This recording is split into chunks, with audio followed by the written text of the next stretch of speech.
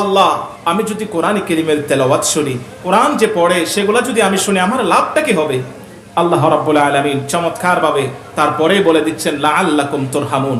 আল্লাহ রাব্বুল আলামিন বলেন, বান্দা, তোমার উপর আল্লাহ তাআলার অসংখ্য নিয়ামত রহমত বর্ষিত হবে। সুবহানাল্লাহ। তোমার উপর আল্লাহ তাআলার খাস রহমত বর্ষিত হবে। আল্লাহ, আমার আর কি লাভ হবে?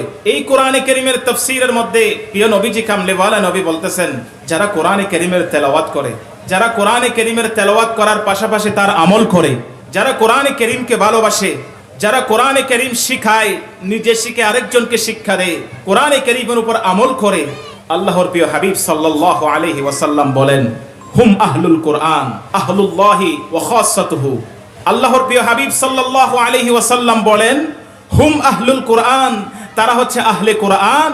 শুধু এখানে ক্ষান্ত নয়, আল্লাহর প্রিয় নবী সাল্লাল্লাহু আলাইহি ওয়াসাল্লাম বলেন, আহলুল্লাহি ওয়া খাসাতুহু, তারা খাস এবং খাস নির্দিষ্ট করে বলে দিয়েছেন, তারা হচ্ছেন আল্লাহর পরিবারের অন্তর্ভুক্ত। সুবহানাল্লাহ।